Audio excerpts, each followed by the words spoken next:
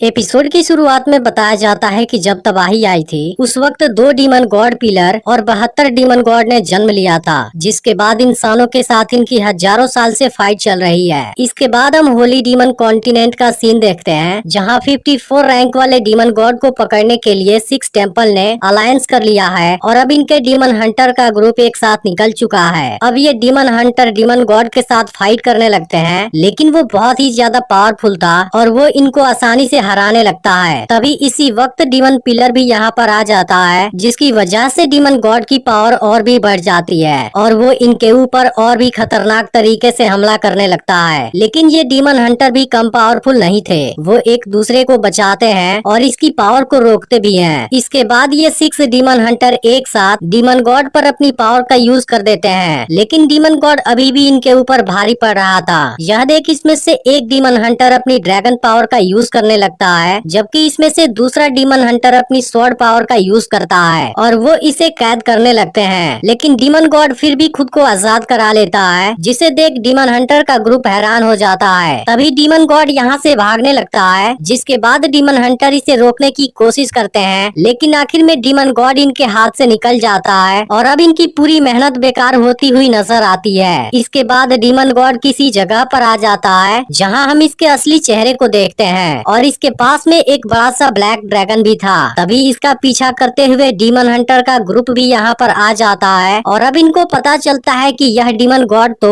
असल में demon emperor है, जो आज खुद इनके साथ फाइट करने आ गया है। लेकिन ये 6 डीमन हंटर अभी भी नहीं रुकते और डीमन एम्परर का सामना करने चले जाते हैं। लेकिन तभी डीमन एम्परर किसी अजीब सी पावर का यूज कर देता है, जिसके सामने ये सभी डीमन हंटर कमजोर पड़ने लगते हैं। इसके बाद बताया जाता है कि डीमन को यहाँ आए 6000 साल से भी ज्यादा हो गया और इंसान इतने समय से लगातार हजारों सालों से इनके साथ फाइट कर रहा था, लेकिन वो आखिर में फेल हो गया। फिर भी इंसानों के अंदर हार नहीं मानने की क्वालिटी होती है, इसलिए इसमें से एक डीमन हंटर अपने ड्रैगन पावर का यूज करने लगता है, जिसकी पावर बहुत ही ज्यादा खतरनाक लग रही थी, क्योंकि वो किसी भी कीमत पर पीछे नहीं हटना चाहता था। इसके बाद इसकी बॉडी पर एक पावरफुल आर्मर आ जाती है और वो अपने बहुत से क्लोन के साथ डीमन एम्परर की ओर जाने लगता है और फिर उस पर एक पावरफुल अटैक कर देता है। लेकिन डीमन एम्परर इस बार भी इसे बुरी तरह से जख्मी कर देता है और इस पर खतरनाक तरीके से हमला कर देता है। लेकिन इसके बावजूद भी डीमन हंटर हार नहीं मानता।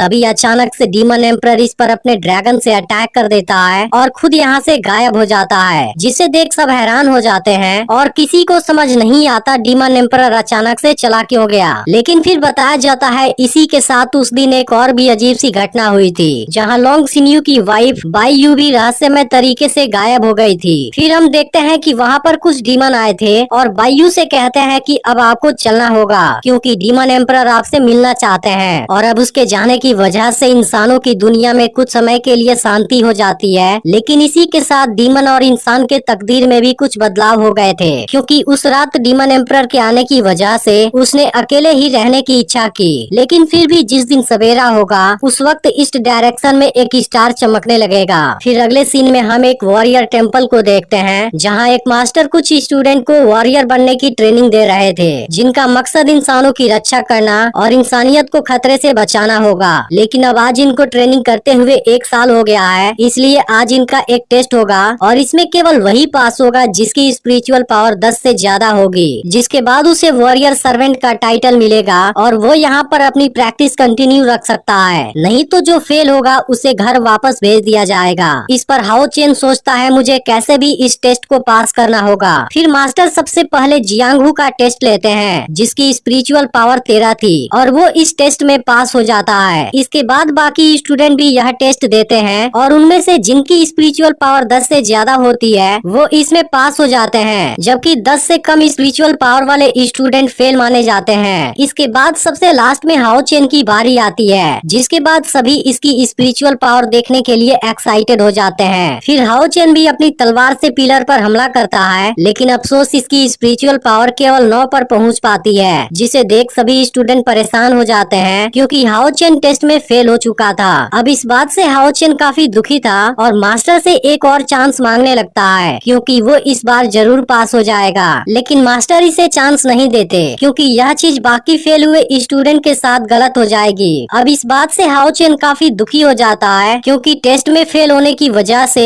इसका सारा वेपन वापस ले लिया जाएगा और अब उसे स्पिरिचुअल लिक्विड भी नहीं मिल पाएगी। इसके बाद हाओ चेन इनके सामने घुटने टेक देता है और दूसरा चांस मांगने लगता है, क्योंकि हाओ चेन किसी भी हालत में यह टेस्ट पास करना चाहता है और डिस्क्रिमिनेशन फेस्टिवल में इसका रुकना जरूरी है। अब यह देखते ही स्टूडेंट मास्टर से हाओ चेन को एक और चांस देने की रिक्वेस्ट करने लगते हैं, क्योंकि सब जानते हैं कि हाओ चेन सबसे ज्यादा मेहनत करता है और उसने इनको भी टेस्ट में पास करने में मदद की थी। इस तरह से अब सभी स्टूडेंट इसके सपोर्ट में खड़े हो जाते हैं, लेकिन मास्टर भी अच्छे से जानते हैं हाओ चेन शुरुआत से ही सबसे ज्यादा मेहनत करता है और वो ट्रेनिंग पूरी करने के लिए अपनी जी जान लगा देता है। इसके बाद मास्टर सभी को शांत कराते हैं और हाओ चेन को दूसरा चांस देने के लिए तैयार हो जाते हैं, लेकिन इसके लिए उसे जियांगहू के साथ फाइट करना होगा और उसे हराना होगा। इसके अलावा बाकी फेल हुए स्टूडेंट को भी यह चांस मिलेगा। यह सुनते ही हाओ चेन सभी को थैंक यू बोलता है और अब सभी बहुत ज्यादा खुश हो जाते हैं। इसके बाद हाओ चेन जियांगहू के साथ फाइट करने के लिए तैयार हो जाता है। फिर इन दोनों के बीच में फाइट शुरू हो जाती है और हाओ चेन जियांगहू के साथ बहुत शानदार तरीके से फाइट करने लगता है, जिसे देख मास्टर भी हैरान होते हैं, क्योंकि हाओ चेन की बैटल स्किल काफी अच्छी थी और लास्ट में वो जियांगहू को दूर फेंक देता है। इसके बाद वो पिलर पर हमला करता है, जहां अब इसकी स्पिरिचुअल पावर 11 हो गई थी और अब इस बात से सब काफी खुश हो जाते हैं और यह देख मास्टर भी हैरान हो जाते हैं, क्योंकि इस बार तो हाओ चेन की स्पिरिचुअल पावर इतनी ज्यादा बढ़ गई, जबकि पिछली बार तो बहुत कम थी।